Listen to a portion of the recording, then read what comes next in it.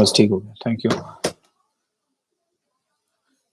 Okay जी, चलें जी, बिस्मिल्लाह करते हैं। ठीक है जी, it's a Cambridge IGCSE paper right in front of you. It's paper 2 extended 058022। ये मई जून 2022 का पेपर है। पहले 2022 के 2 पेपर हम करेंगे, फिर 21 के, फिर 2020 के। इस तरह पेपर में आपको सबसे पहले यहाँ पे नाम लिखना पड़ेगा, जैसे मैंने अपना नाम लिख दिया कि सर अब्दुल बासित। ठीक है, पेपर के बेटा टोटल होंगे 70 मार्क्स के क्वेश्चंस होंगे इसके अंदर। ठीक है, आपको कैलकुलेटर अलाउड है, आप HB पेंसिल इस्तेमाल कर सकते हैं डायग्राम वगैरह के लिए।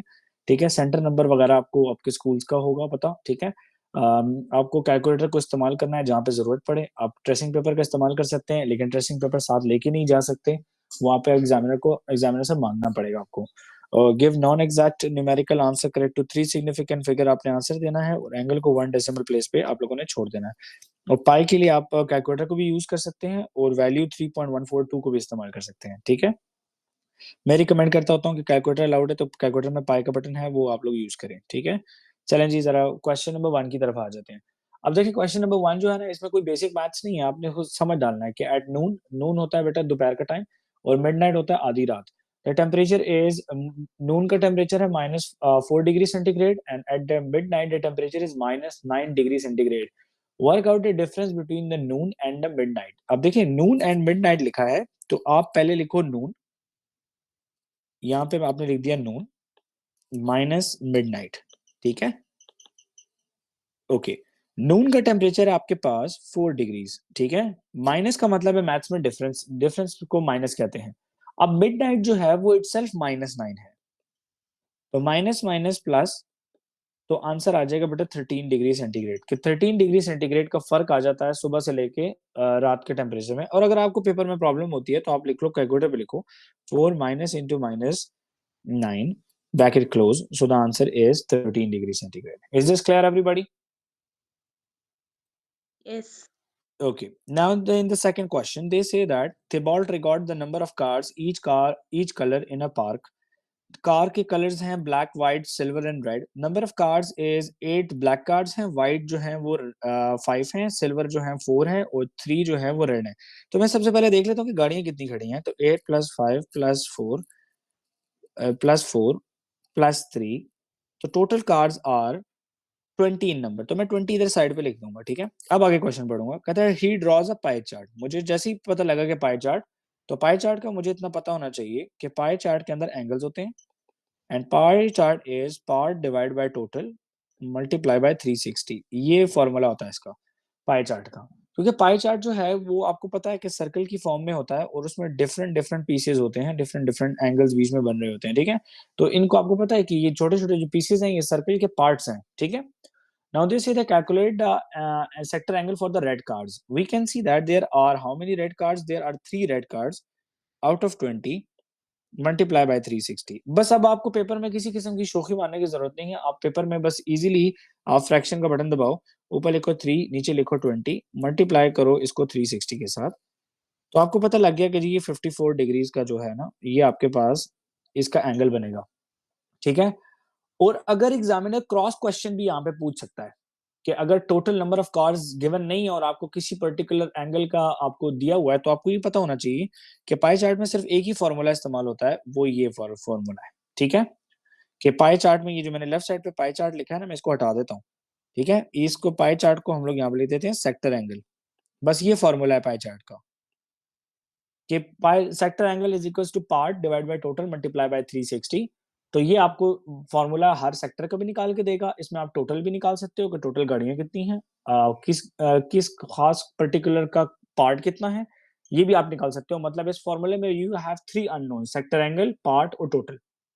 ठीक है बेटा, क्लियर है बेटा, सबको समझ आ गई? जी बेटा, सबको समझ आ गई है? Yes. क्वेश्चन नंबर 3 पढ़ ले बेटा, जरा क्वेश्चन नंबर 3 बच्चे पढ़ ले जरा। क्वेश्चन नंबर 3 बेटा एक बच्चा पढ़ ले, जरा रीड करो क्वेश्चन क्या लिखा हुआ है।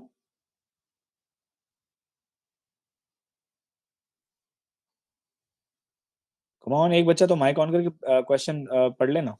नूरुलैन, अस्सलाम वालेकुम, how are you? Assalamualaikum, sir. I'm fine. वालेकुम सलाम। Please read the question number 3।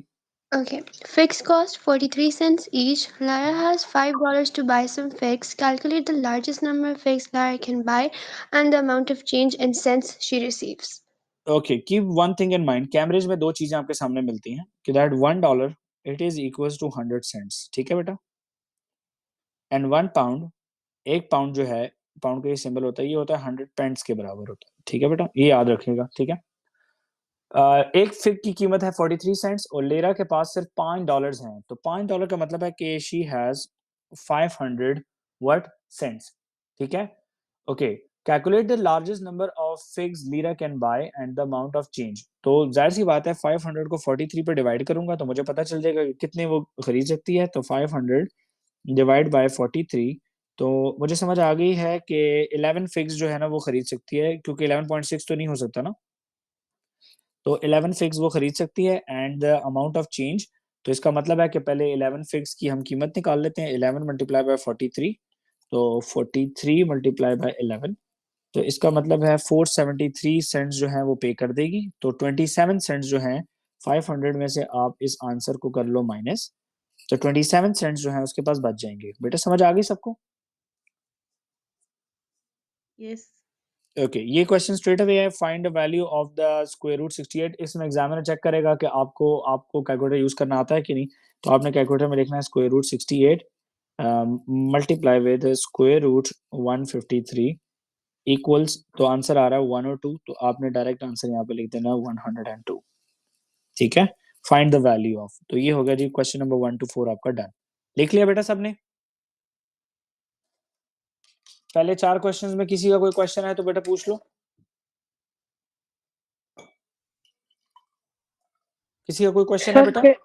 excuse me, sir. Can you please repeat that third question?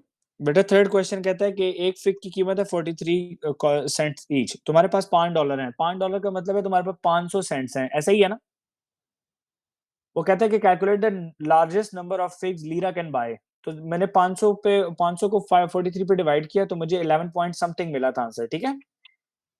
तो इसका मतलब Yes. है कि $5 के अंदर मैं 11 फिक्स तो खरीद सकता हूँ, लेकिन ये पॉइंट कुछ नहीं खरीद सकता, 0.6, तो मैंने क्या किया कि 11 को 43 से मल्टीप्लाई करके देखा कि वही 473 सेंट्स जो है मुझे पे करने पड़ेंगे 11 फिक्स के लिए। अब 27 सेंट्स में मैं एक और फिग नहीं खरीद सकता क्योंकि फिग की कीमत ही 43 है, समझ आ गई? Yes. Yes. ओके चलें जी, मूव करता हूँ, क्वेश्चन नंबर 4 हो चुका, क्वेश्चन 5 की तरफ आ जाए। ओके, कहता है कि find the total surface area of the cuboid with the length 8 centimetre, width 6 centimetre and height 3 centimetre. तो पहले आपको पता होना चाहिए कि क्यूबॉइड होता है क्या। फर्स्ट ऑफ ऑल, पेपर में क्यूबॉइड नहीं बना होता, आप बना लिया करो, ठीक है। क्यूबॉइड होता है बेटा 3D रेक्टेंगल, ठीक है, रेक्टेंगल का 3D होता है, इसके 6 फेसेस होते हैं, ठीक है। 6 फेसेस होते हैं, फ्रंट बैक सेम होता है, लेफ्ट राइट सेम होता है और टॉप और बॉटम सेम होता है। जिस कमरे में अभी आप बैठे हो वो भी क्यूबॉइड है, देख लो, आपकी छत और जमीन सेम है, front wall back wall same है, राइट वाली लेफ्ट वाली के सेम है, ठीक है, इट्स अ क्यूबॉइड। क्यूबॉइड के दो फार्मूले हैं, 3D के हमेशा दो फार्मूले होते हैं। पहला है वॉल्यूम, वॉल्यूम होता है length multiply by breath multiply by height, और टोटल सरफेस एरिया का फॉर्मूला है कि अगर इसकी सारी दीवारों को, छतों को, जमीनों को पेंट करना पड़े तो क्या होगा फॉर्मूला, तो हम लिखते हैं 2 × LB plus BH plus HL। आप में से किसी बच्चे को अगर ये फॉर्मूले नहीं आते बेटा, साथ साथ ये फॉर्मूले याद करना शुरू करो, ठीक है। एक शेप भी रोजाना याद करो ना तो 8 to 9 डेज में सारे याद हो जाएंगे। तो एग्जामिनर कह रहा है टोटल सरफेस एरिया, तो हमारे पास लेंथ जो है, ये लेंथ हमेशा बड़ी वाली होती है, ये 8 है, विड्थ जो है हमारे पास 6 है और हाइट जो है हमारे पास 3 है। तो total surface area it is equals to 2 LB, LB का मतलब है 8 multiply by 6 plus, okay, BH मतलब 6 मल्टीप्लाई बाय 3 प्लस, और HL का मतलब है हाइट है 3 और L है हमारे पास 8, तो 3 मल्टीप्लाई बाय 8, ये मैंने लिख दिया इसमें। अब टू, अब कुछ मैथ्स आप लोग खुद भी कर लिया करो, 6 6 are 36, 6 7 are 42, 6 8 are 48 plus 6 3 are 18, simple table थे, 8 3 are 24। इन सारे वालों को अंदर पहले ऐड करना है, तो बस एक ही दफा वन गो में कैलकुलेटर में 2 bracket 48 plus 18 plus 24। Efficient use of the calculator paper में बड़ा जरूरी है। तो 180 सेंटीमीटर जो है ये इसका टोटल सरफेस एरिया है, अगर इसको पेंट करना पड़े तो 180 सेंटीमीटर स्क्वायर जो है ये एरिया है इसका, ठीक है बेटा। क्वेश्चन नंबर 6 देख लें. Some cards have either square, circle or a triangle drawn on them. Please choose one of the cards at random. Complete the table to show the probability of choosing a card with the each shape. पहले याद करो, पहले lesson से याद करो कि बेटा probability जो है, टोटल प्रोबेबिलिटी जो होती है वो 1 के बराबर होती है, और अगर परसेंटेज में हो तो 100% होती है. क्योंकि नीचे डेसिमल्स लिखे हुए हैं तो मुझे नजर आ रहा है कि ये टोटल 1 के बराबर होगी. तो ट्राइंगल निकालने के लिए आई नो दैट कि 1 माइनस 0.2 स्क्वायर को निकाल दो और 0.32 सर्कल को निकाल दो तो ट्राइंगल आ जाएगा. ठीक है बेटा, समझ आ गई सबको? 1 माइनस 0.2 माइनस 0.32, जहां पे सिक्स समझना है माइक ऑन कर लो. ठीक है, it's 0.4 is the probability of a triangle. You can see that all of you that इसमें ट्राइंगल जो है ना मोस्ट प्रोबेबल थिंग है. मतलब ट्राइंगल सबसे ज्यादा हो सकते हैं इन कार्ड्स में क्योंकि उसकी प्रोबेबिलिटी सबसे ज्यादा है. 0.48 को अगर मैं 100 से मल्टीप्लाई कर देता हूँ ना, तो अगर हम परसेंटेज में देखना चाहें तो किसी भी नंबर को परसेंटेज बनाने के लिए 100 से मल्टीप्लाई करते हैं तो वी कैन सी दैट कि इट्स 48%. ये कितना है बेटा? 48% है. तो इसका मतलब है जो मैं बात कर रहा था ना कि ट्राइंगल की प्रोबेबिलिटी सबसे ज्यादा है और वो हकीकत में सबसे ज्यादा है. ऐसा ही है बेटा? Okay. Question number 7 is, sir. बेटा देखें टोटल प्रोबेबिलिटी कितनी होती है बेटा? 1 या 100%. 1 या 100%. अब देखिए यहाँ पे डेसिमल लिखा है 0.2, यहाँ पे लिखा है 0.32. इसका मतलब है कि 1 में से इन दोनों को माइनस करूंगा तो ट्राइंगल आ जाएगा, लास्ट वाला आ जाएगा. ऑब्वियस सी बात है ना. Yes. तो मैंने 1 में से 0.2 और 0.48 को माइनस किया तो 0.48 मेरे पास आ गया और 0.48 सबसे बड़ा नंबर है. तो अगर एग्जामिनर ये भी क्वेश्चन आपसे पूछ सकता है कि which one of the following shape is the most common और the most happened shape in this question, so that is the triangle. Triangle सबसे ज्यादा आपको मिल सकता है. ठीक है, रैंडमली. समझ आ गई? Yes, thank you. Okay, pleasure. Now the question number 7 is the price of the coat is $126. In a sale the price is reduced by 18%. अब बेटा यहाँ पे पढ़ना बड़ा जरूरी है. ठीक है, यहाँ पे पढ़ना बड़ा जरूरी है. अगर आप पढ़ेंगे नहीं ना तो आपको सही तरीके से प्रॉब्लम क्लियर नहीं होगा. कहता है कि the price of the coat is $126. ये $126 इसकी प्राइस है और ये इसकी कॉस्ट प्राइस है. ठीक है जी. In a sale the price is reduce by 18%. अब 18% रिड्यूस हो गई है इसकी प्राइस. ठीक है, मतलब कि सेल प्राइस जो है वो 18% रिड्यूस्ड है. तो कॉस्ट जो है वो हमेशा बेटा 100% होती है. और जब सेल में 18% रिड्यूस हो गई है तो इसका मतलब है कि आप 82% पेमेंट करेंगे. यस और नो? Yes. यस और no? So that is equals to x. तो सेल प्राइस जो है वो एक्स के बराबर हो जाएगी. नूरलैन बेटा समझ आई आपको? जी सर. सिंपल इज दैट है कि बस अब इसको क्रॉस मल्टीप्लाई कर लो. क्रॉस मल्टीप्लाई कर लो ये टेबल जो मैंने बनाया. ठीक है, तो आपके पास इसका डायरेक्ट आंसर आ जाएगा. अभी ये 126 मल्टीप्लाई होगा 82% से. यहाँ पे बच्चे परसेंटेज का साइन लगाना भूल जाते हैं तो ये गलती हो जाती है. x multiply by 100% is the same. x ही आएगा क्योंकि मेरा भी 100% वही है, मैं खुद ही हूँ. तो 126 multiply by 82% that is equals to, ये आ गया जी कि कोड की कीमत जो है ना सेल में होगी 103.32. इसका मतलब है $103 और 0.32 सेंट्स. एक बेटा याद रखें, करेंसी को पेपर में राउंड नहीं करना. ठीक है, जब तक एग्जामिनर खुद ना कहे. ठीक है, इसमें 3 सिग्निफिकेंट फिगर 1 डेसिमल प्लेस नहीं देखते जब तक एग्जामिनर खुद ना बोल रहा हो. समझ आ रही है मेरा बेटा? ओके जी. एनी क्वेश्चन सो फार?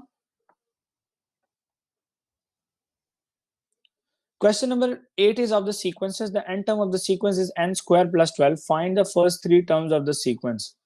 बेटा ये देख लो जरा, सीक्वेंस का फॉर्मूला एग्जामिनर ने खुद बना दिया. तो फर्स्ट टर्म होगी आपकी, आपने n की जगह पे 1 डालना है. 1 square plus 12 is equal to 13.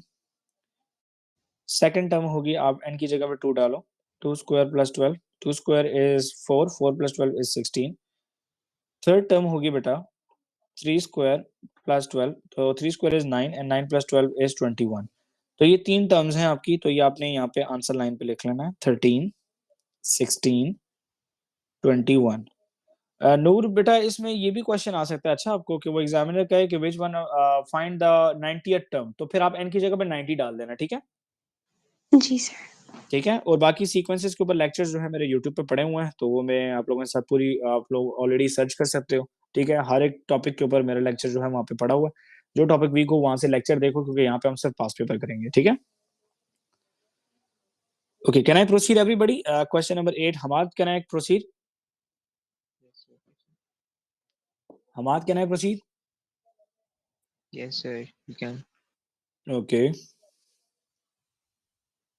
Hamad, Yes, sir. you're from IIUI, right? Yes, sir. तो तुम मेरी क्लास में क्या कर रहे हो यार? Yes, sir. ऐसी तो extra practice मैंने कहा कुछ. Okay, okay. अच्छा, मैं समझा कोई और है. Okay. The bearing of B from A is 059. The bearing of B from A is 0.059. इसका मतलब क्या है? देखिए जरा, पहले जरा समझ डालें. बेरिंग ऑफ बी फ्रॉम ए, ये अभी जरा इस कॉन्सेप्ट को जरा समझ डालें. Bearing of B from A, इसका मतलब है कि मैं ए पे खड़ा हूं, मेरी आंख जो है वो मैं सामने देख रहा हूं. तो bearing of B from A, इसका मतलब है I am allowed to move only clockwise, क्योंकि बेरिंग में हम लोग सिर्फ क्लॉकवाइज घूमते हैं. ठीक है. That angle is given to me, that is 059. ये 059 क्योंकि बेरिंग 3 डिजिट नंबर होती है ना, तो इसलिए मैंने 059 लिख दिया. नाउ आई नो दिस कि अगर मैं क्वेश्चन ना भी पढ़ूं, कहता है कि work out the bearing of A from B, तो बी के ऊपर अब मुझे खड़ा होना है, तो बी के ऊपर मैं लगाऊंगा नॉर्थ. ठीक है बेटा. अब मैं अपनी आंख जो है वो बी के ऊपर बनाऊंगा. कहता है work out the bearing of B of A from B, तो इसका मतलब है कि मुझे क्लॉकवाइज घूमकर ए को देखना है. तो इसका मतलब मैंने इस लाइन को देखा तो ए को देखा कि नहीं देखा? यस और no? Now we know this already that co-interior angles of a parallel lines जो होते हैं बेटा, ये 180 के बराबर होते हैं. तो 180 में से 59 माइनस कर लेंगे जरा. तो 180 में से 59 माइनस करेंगे तो ये आ जाता है 121 डिग्री. इसका मतलब है कि ये एंगल 121 डिग्री है. तो नीचे वाला ब्लू एंगल निकालने के लिए आई नो दैट कि 360 में से 121 को माइनस करना है. तो 360 माइनस 121, ठीक है जी. तो ये आता है आंसर बेटा 239. अगर ये 39 आ रहा होता ना तो आपने 039 लिखना था. अच्छा, बेरिंग 3 डिजिट में छोड़नी है. तो 2 मार्क्स है बेटा इसके. समझ आ गई बेटा सबको? बेसिक बेरिंग होती है पेपर 2 में.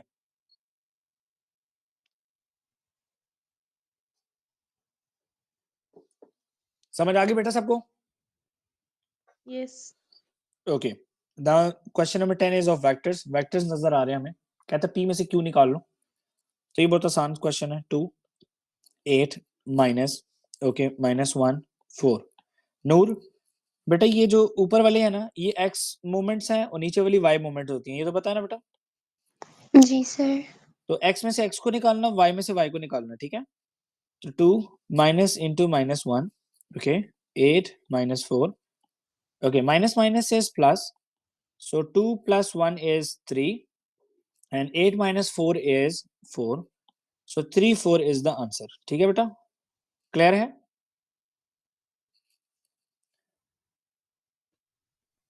Now in the second part they say that 6p. तो 6p का मतलब है कि 6 को मल्टीप्लाई कर दो p के साथ. ओके. हमारे बेटा ये तो नोट करो, ये 2 और 8 जो लिखा है ना, ये 2/8 नहीं लिखा हुआ. ठीक है. ये 6 दोनों के साथ मल्टीप्लाई होगा, ये फ्रैक्शन नहीं है. तो यहाँ पे बच्चे गलती ये करते हैं कि ये 2 और 8 को लिखते हुए जल्दी में ये लिख देते हैं, तो ये गलत है. अच्छा, आप लोगों ने वेक्टर को वेक्टर की तरह लिखना है. ठीक है. तो 6 मल्टीप्लाई हो रहा है, मतलब कि 6 टाइम्स होगा p का. तो 6 2s are 12 and 6 7s are 42, 6 8s are 48. So 12 and 48 is the answer. Is this clear, everybody? Yes, sir. Okay, now the last part is these lines. Okay, तो जिन बच्चों को नहीं पता तो वो जरा समझ डाल लें थोड़ा सा, क्योंकि मैंने अभी आपको कहा है कि वेक्टर जो होता है, ये p माइनस क्यू वेक्टर जो है, इसका मतलब है, अभी हमने पार्ट ए में फाइंड किया है, द आंसर इज 3 4 3 and 4. और नूर अभी मैंने आपको बताया कि ये जो 3 है ना, ये x है और ये y है. ऐसा ही है ना? तो बेटा मैग्नीट्यूड ऑफ द वेक्टर की बात हो रही है. 2 स्ट्रेट लाइंस लगी हैं, नजर आ रही है आपको? इसका मतलब है कि p माइनस क्यू का मैग्नीट्यूड बराबर होगा square root x square plus y square के. ठीक है बेटा? Noor? Yes sir. Okay. x की वैल्यू क्या है बेटा, जरा बता दो मुझे. 3. तो ये 3 को ब्रैकेट में लिखना. अगर ये -3 होगा ना तो प्रॉब्लम करेगा. ठीक है. प्लस y को भी 4 है. अगर ये -4 भी होता तब भी मैं ब्रैकेट में लिखता. मैं पॉजिटिव को भी मैं हमेशा ब्रैकेट में ही लिखता हूँ ताकि एरर ना हो. तो हमारे पास आंसर आ रहा है 3 square is 9 and 4 square is 16. तो that is equals to square root 25, so the answer is 5। Answer जो है आपका पास 5 है। क्वेश्चन नंबर 10 हो चुका है। देखें कितनी जल्दी हम लोगों ने तकरीबन 20 मिनट्स में हम लोगों ने तकरीबन 10 क्वेश्चंस कर लिए हैं। ठीक है, हो गया बेटा, सबने लिख लिया? मंडे ट्यूसडे बेटा पेपर 2 होगा, वेडनेसडे थर्सडे फ्राइडे हम पेपर 4 करेंगे। ठीक है, क्लियर है बेटा, सबको समझ आ गई है? Yes. Good job. चले मैं प्रोसीड कर रहा हूँ आगे, क्योंकि अगले पेपर में जब ये आसान वाले क्वेश्चन आएंगे ना वो मैं छोड़ दिया करूंगा, वो फिर आप लोग खुद करेंगे। ठीक है, चलें जी। कहता है कि find the value of p when 6p multiply by 6 power 4 is equal to 24। तो जब बेसिस सेम होती हैं तो पावर ऐड होती हैं, यस और नो? क्योंकि मल्टीप्लाई हो रहा है बीच में। तो 6p plus 4 that is equal to 6 power 28। बेटा नूर तरह ही देखना कि इक्वल टू के आमने सामने जो है ये बेस सेम है आपस में। Can you see that? जी। जब ये बेस सेम होती है ना बेटा तो पावर्स आर इक्वल, तो इसका मतलब है p plus 4 is equal to 28। समझ आ गई बेटा? यस। अब ये 4 राइट साइड पे मूव करेगा तो ये हो जाएगा 24 माइनस 4, तो p sorry 28 minus 4, so the p is equal to 24। ठीक है बेटा, यस सर। तो p इज इक्वल टू 24। ये स्ट्रेट अवे आप आंसर लाइन पे आपने लिख लेना है। ठीक है, क्वेश्चन नंबर 11 हो गया। ओके, कुलसुम बेटा समझ आ रही है? Yes, sir. ओके, कहते हैं Aniti cycles a distance of 70 kilometres from Medville to new town and living Midville she cycles for 1 hour 30 minutes. 1 hour and 30 minutes के लिए उसने साइकिल किया है और स्पीड उसकी थी 20 किलोमीटर पर आवर। डिस्टेंस नहीं पता देखो हमें, and then stop for 30 minutes. तो पहले जरा ये 1 hour, okay, she then continues the journey to new town at a constant speed of 16 kilometre per hour. Okay, on the grid draw the distance time graph. Okay, सबसे पहले हमाद बेटा speed का formula बोलो जरा। Speed is equal to what? So distance by time. Okay very good, distance divide by time. Second line में लिखा हुआ है she cycles for 1 hour and 30 minutes. तो 1 hour and 30 minutes is 1.5 hours. Yes और no?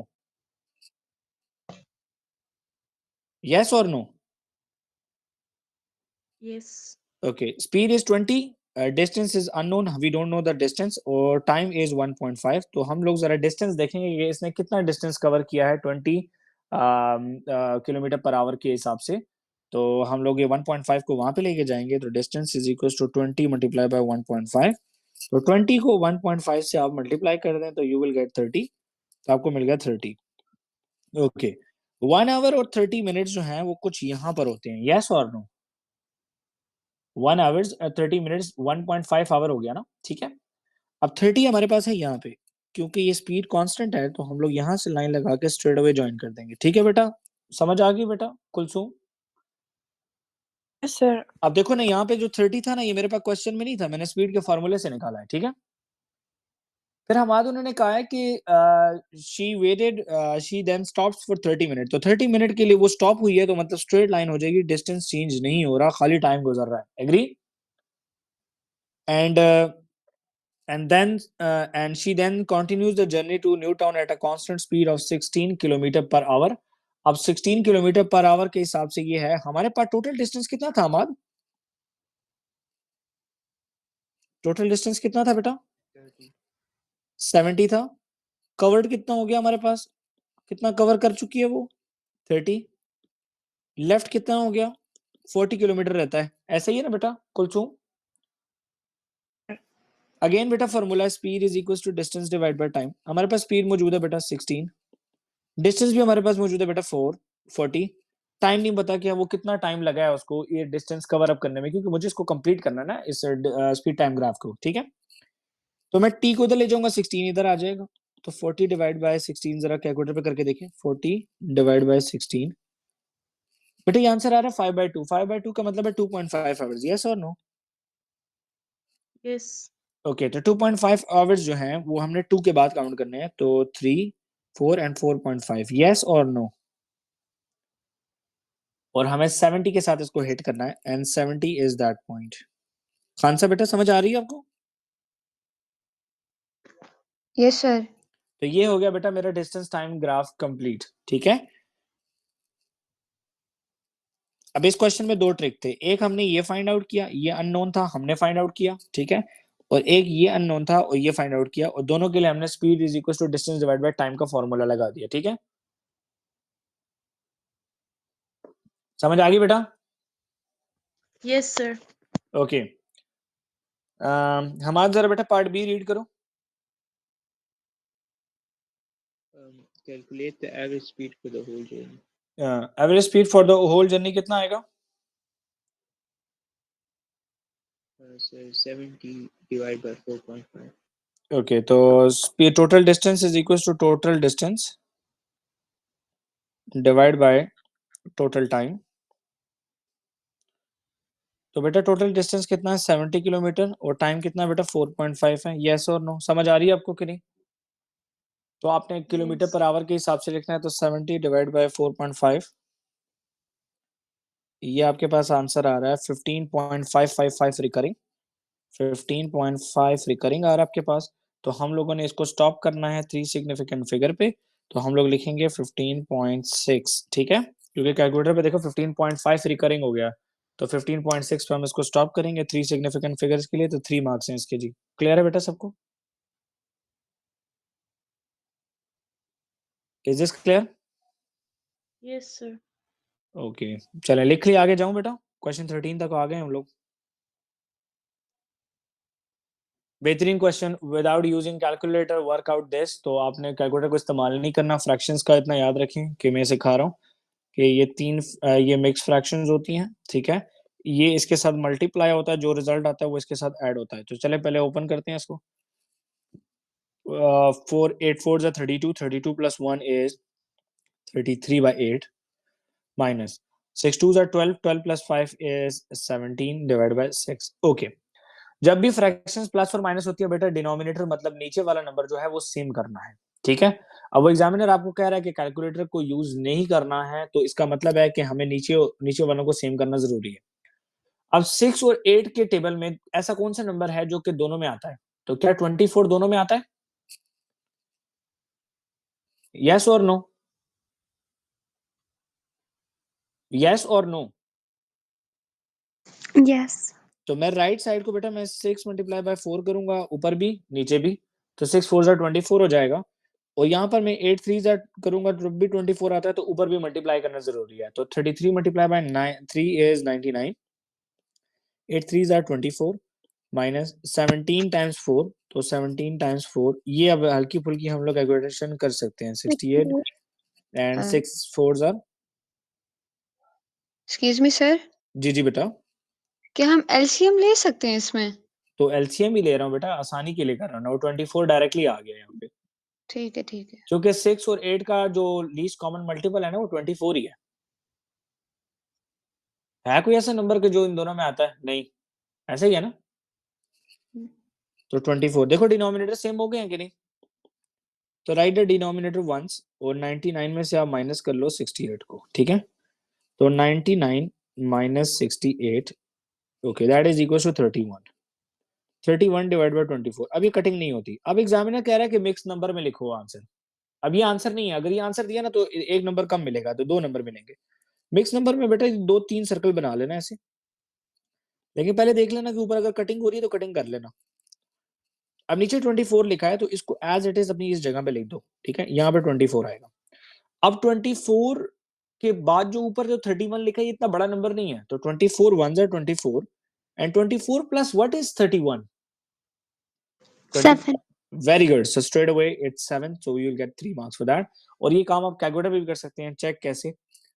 31 divide by 24. ठीक है, आपने S and D दबाया, ठीक है, इक्वल दबाया आपने, ये आ गया आंसर. ठीक है, आप शिफ्ट दबा के मिक्स फ्रैक्शन दबाओ. Sorry, 31 divide by 24. एक मिनट, अच्छा फ्रैक्शन आ गई आपके पास. और अब एक मिनट यार, ये क्या हो रहा है? 31 divide by 24, 31 divide by 24 equal S and D. दोबारा प्रेस करते हैं तो ये फ्रैक्शन दिखा रहा है. एक मिनट यार, ये क्यों नहीं दिखा रहा?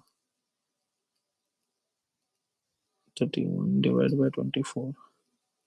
अच्छा, ये कन्वर्ट नहीं करेगा आपके लिए. ठीक है, वो डेसिमल को कन्वर्ट करेगा ये खाली. चलें जी, क्लियर हो गया बेटा सबको? Is this clear all of you? Any questions in this? No, sir. Okay, now they say that question number 14 is Carlos invest 4,540. ये इन्वेस्टमेंट है, तो ये मतलब ये प्रिंसिपल हो गया. At a rate of R%, ये रेट हो गया आपका।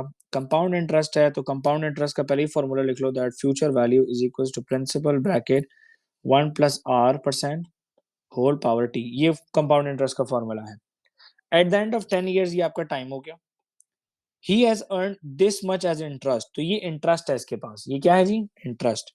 तो फाइनल वैल्यू की क्या होगी, उसकी इन्वेस्टमेंट थी 4540 प्लस इंटरेस्ट। इंटरेस्ट जो है खान साहब वो है 1328.54। तो फ्यूचर वैल्यू को जरा मैं पहले निकाल लेता हूँ, 4540 प्लस 1328.54। द आंसर इज कि मतलब उसकी future value of the investment जो है वो 5868.54। हम आप देख रहे हो, ये फ्यूचर वैल्यू में डायरेक्ट ये नहीं लिख देना कि 1328, वो इंटरेस्ट है खाली, ठीक है। तो ये लेफ्ट साइड पे हम लिखेंगे 5868.54। ओके, कुलसुम उसने इन्वेस्टमेंट की है 4540 की। 1 प्लस R%, हमें R% नहीं पता, और टाइम है हमारे पास 10 ईयर्स। अब गेम है सब्जेक्ट मेकिंग की। पहले जरा देखें, ये 4540 जो है यहाँ पे मल्टीप्लाई हो रहा है, तो ये वहां पे जाएगा डिवाइड होकर। 5868.54 divide by 4540 is equal to 1 plus R% whole power 10। अब बेटा पावर 10 जो है वहां पे जाएगा 1 बाय 10 होकर, ठीक है। 5868.54 divide by 4540 whole power 1 by 10, तो उधर रह गया 1 प्लस R% खाली, ठीक है। अब मैं ऐसा कर रहा हूँ कि लेफ्ट हैंड साइड को मैं कैलकुलेटर में डाल रहा हूँ, ठीक है, ताकि जरा क्वेश्चन बार बार लिखना पड़ता है, ठीक है। तो आप लोग पेपर में भी बार बार लिखने से बचाना है अपने आप को। तो फ्रैक्शन 5868.54 डिवाइड बाय, साथ साथ आप लोग करते जाएं, 4540 ब्रैकेट क्लोज, पावर का बटन दबा दें, ऊपर लिख दें 1 बाय 10, ऊपर लिखें 1, नीचे लिख दें 10, ठीक है। ये हमने लेफ्ट हैंड साइड पे किया, तो ये आंसर आ रहा है 1.026 is equal to 1 plus R%। अब 1 को वहां पे ले जाके माइनस करना पड़ेगा, तो आंसर -1, तो ये आ गया बेटा 0.026 is equal to R%। Okay, किसी भी नंबर को परसेंटेज बनाने के लिए we have to multiply with 100, 100 से मल्टीप्लाई करना पड़ता है। आंसर 100 मल्टीप्लाई बाय आंसर, तो answer is 2.60, that is your final answer for the rate. जी बेटा, सबको समझ आइए, यस और नो? जी बेटा, सबको समझ आइए, नोट डाउन कर लो, ये इंपॉर्टेंट क्वेश्चन है। एक्सक्यूज मी सर, जी बेटा, जब हम 10 को इस दूसरी साइड पर शिफ्ट करते हैं तो हम उस आंसर का 10th रूट नहीं ले सकते? तो 10th रूट हो रही है 1 बाय 10, एक ही बात है ना बेटा। Okay sir. देखो ना, ये आपने अच्छा क्वेश्चन पूछा है, लेकिन ये इतना समझ डालें कि स्क्वायर रूट का मतलब होता है 1 बाय 2 और 10th रूट का मतलब होगा 1 by 10, it's the same thing. अच्छा बेटा, ओके सर। ये सेम है। चलिए जी, प्रोसीड करूं क्वेश्चन नंबर 15 पे। Find the HCF of 12a cube b and 20a square b square. तो इसका मतलब है कि आपने यहाँ पे HCF निकालने के लिए आपने हमेशा यही टेक्निक करनी होती है, 12a cube b comma 20a square b square. Okay जी, ऐसा कौन सा नंबर है जो इन दोनों के टेबल में आता है? 4. Very good, it's 4। Okay, now 4 is common हो गया, तो 4 3 जा 12 आता है, तो मैं यहाँ पे 3 लिख दूंगा और यहाँ पे लिख दूंगा 5। ओके, अब जरा मुझे बताएं कि a स्क्वायर कॉमन है या a cube? A square. Good job, so we'll write a square. a square लिखेंगे तो नीचे a आ जाएगा, यस और नो? यस। ओके, अब बताएं जी, b कॉमन है कि b square? B. b common है, तो यहाँ पे जब मैंने b लिखा तो यहाँ पे b नहीं आएगा, लेकिन यहाँ पे अब यहाँ पे a स्क्वायर नहीं आएगा, लेकिन यहाँ पे b आएगा, यस और no? Yes. So 4a square b is the HCF of these two numbers, common है, तो हम लोग यहाँ पे लिख देंगे 4a square b is the HCF। और अगर आपसे एग्जामिनर LCM मांगे तो आप इसको इससे और इसको इससे मल्टीप्लाई कर देना, वो रिजल्ट आ जाएगा आपके पास, ठीक है बेटा।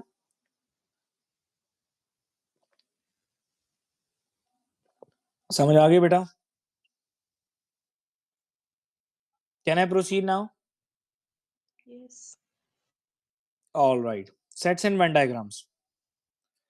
The Venn diagram shows the number of students in a class of 40 students who study physics, mathematics, and geography.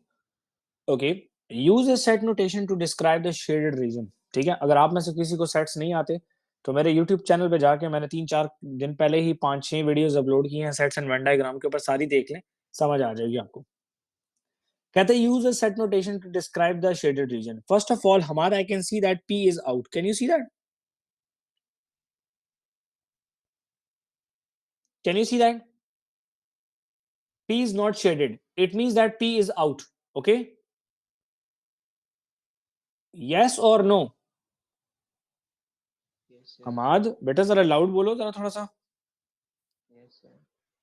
बेटा आपको नजर आ रहा है कि एक तो P आउट हुआ है, ठीक है? और at the same time we can see that there is M union G as well. Agree? अब खान साहब इन दोनों के दरमियान में यूनियन या इंटरसेक्शन का सिंबल लगाना है। क्या लगाना है खान साहब? यूनियन इंटरसेक्शन वाला। देखो ना, ये शेडेड की वजह से मैंने ये लिख दिया, ठीक है? जी। और नूरलैन बेटा ये शेड, ये P जो है बिल्कुल शेड नहीं था, तो मैं समझ गया कि ये P आउट हुआ है। एग्री? अब इन दोनों के दरमियान में एक सिंबल लगाना है। अब आप मुझे बताएं कि इन दोनों के दरमियान में इंटरसेक्शन आएगा कि इन दोनों के दरमियान में यूनियन आएगा? Intersection. Very good. ये किसने बोला है? Maryam. Very good. तो इट्स इंटरसेक्शन। ये इंटरसेक्शन है कि इन दोनों के दरमियान में इंटरसेक्शन आएगा। और ये इंटरसेक्शन क्यों आया है, इसके पीछे रीजन है। इसका मतलब है कि जब P आउट होगा, तो जरा सब इधर देखें बेटा, तो जब P आउट होगा, ये मैं ग्रीन कलर इस्तेमाल कर रहा हूं, इसके लिए मैं मिटाऊंगा। अच्छा, जब P आउट होगा, जब P आउट होगा तो सब कुछ रह जाएगा एक्सेप्ट फॉर P। एग्री?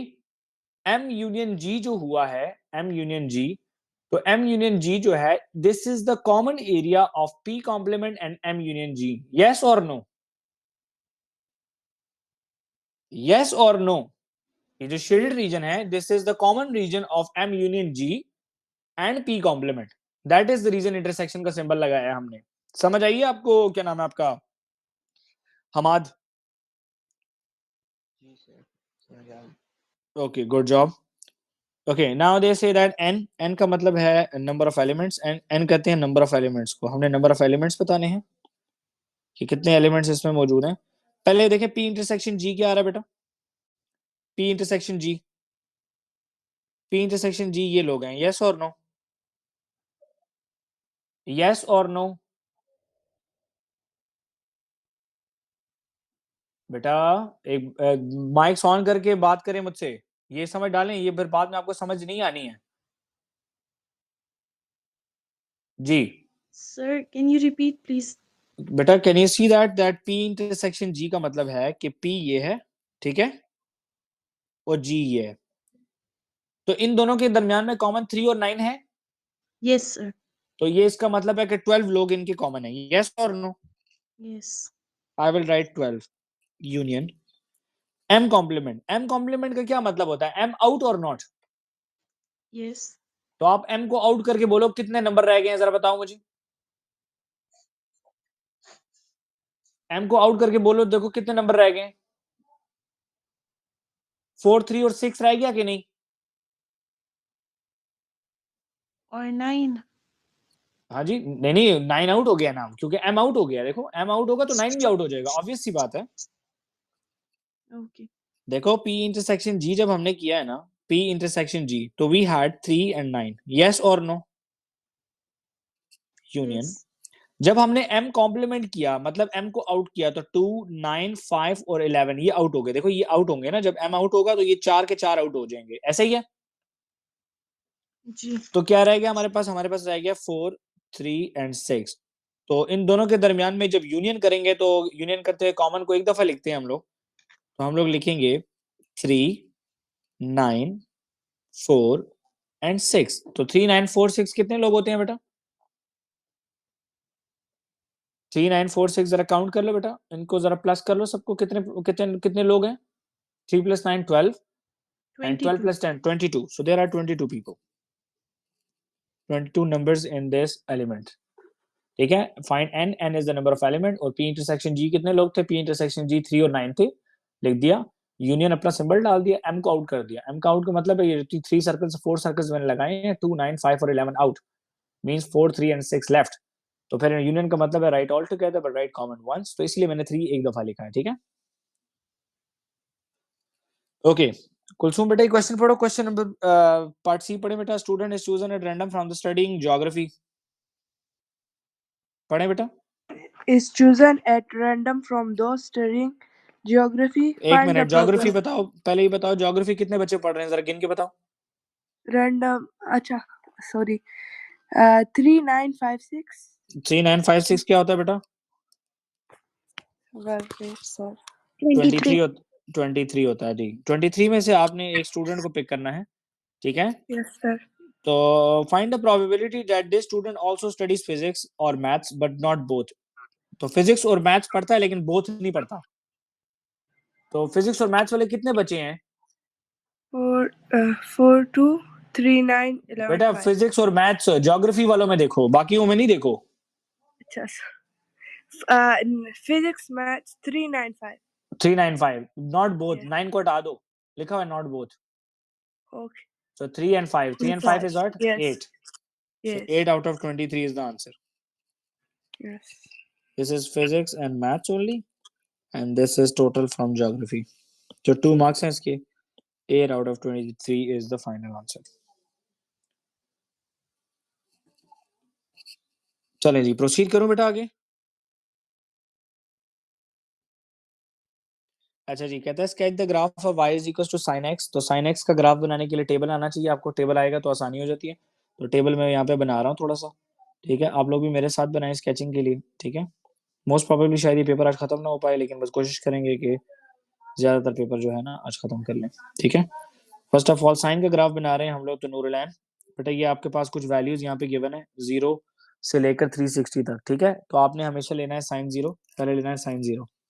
तो पहले आप साइन 0 के कैलकुलेटर पे पंच करो, साइन 0 देखो 1 आ रहा है कि 1 0 आ रहा है, इट इज 0। फिर आएगा साइन 90, फिर 90 को पंच करो, साइन 90 होता है बेटा 1 के बराबर, साइन 180 होता है बेटा 0 के बराबर। ये कैलकुलेटर में आप देख सकते हैं। साइन 270 होता है बेटा -1, और साइन 360 होता है 0, ठीक है। अब इन वैल्यूज को प्लॉट करने के लिए पहले यहाँ पे रूलर के जरिए हमें 0 से लेकर 360 तक हमें ये 90 वगैरह को भी प्लॉट करना है, ठीक है। तो लेट मी प्लॉट दैट कि ये हो गया मेरा 90, this is 180 and this is 270, ठीक है। तो ये मैंने रूलर से प्लॉट कर दिया। यहाँ पे मैं लिख दूंगा 90, this is 180, that is 270। Okay Noor बेटा, ये गौर करो बेटा, साइन 0 किसके बराबर है? 0. तो 0 पे क्रॉस कर दे। ओके, साइन 90 किसके बराबर है बेटा?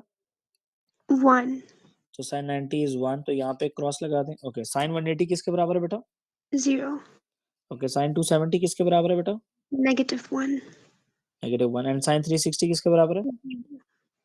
ओके, आपने इन पॉइंट्स को ज्वाइन करना है। तो मैं स्टूडेंट्स को हमेशा कहता होता हूँ कि जब भी आप पॉइंट ज्वाइन करें तो आप ऐसा करेंगे, जो टॉप का जो पॉइंट है ना, इसके ऊपर एक डॉटेड लाइन जो है ना वो खींच लें ऐसे, ताकि आपकी स्केचिंग जो है ना वो अच्छी आए, ठीक है।